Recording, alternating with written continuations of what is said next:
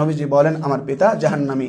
কোরআন হাদিস বলছে নবীজির পিতামাতা জাহান্নামী, আর তুমি যুক্তি পেশ করে শরীয়তকে তথা কোরআন হাদিসকে রদ করে নবীজির পিতামাতাকে জান্নাতি বানিয়ে দিচ্ছ।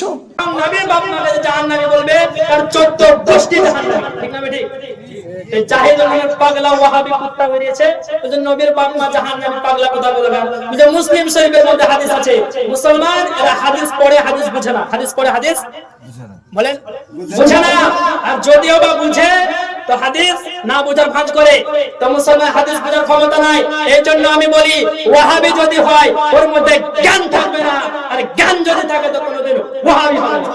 ঠিক না ঠিক বলেন? আর জ্ঞান থাকলে ওয়াহাবি হলে জ্ঞান থাকবে না, আর জ্ঞান থাকলে ওয়াহাবি হবে না, কারণ জ্ঞানের নাম হলো সুবহানাল্লাহ।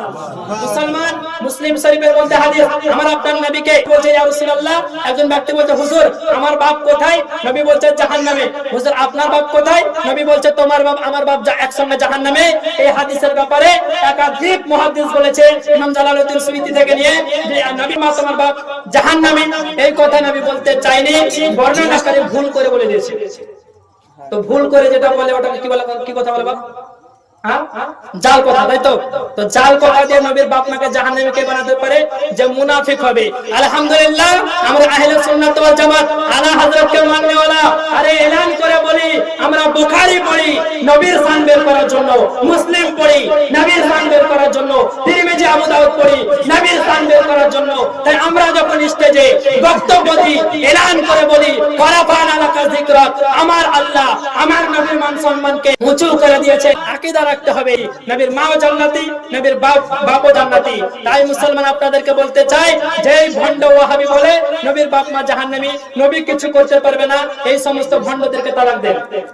এদেরকে কি করেন? কথা বলেন, তালাক দেন। আরে কিয়ামতের ময়দানে আমার নবীর সামনে যেতে হবে, আমার নবীকে মুখ দেখাতে হবে। আমার নবী বলবে উম্মত আমার মাকে গালি দেওয়া হচ্ছিল, আমার বাপকে জাহান্নামী বলা হচ্ছিল, আর তুমি ওই ওয়াহাবি মৌলবীর ফ্রেন্ড হয়েছিলে, যাও আমার বাপ মাকে যারা গালি দিয়েছে আমি মুস্তাফার শাফাআত তার জন্য হারাম বলে দিয়েছি। আপনার অবস্থা কি হবে?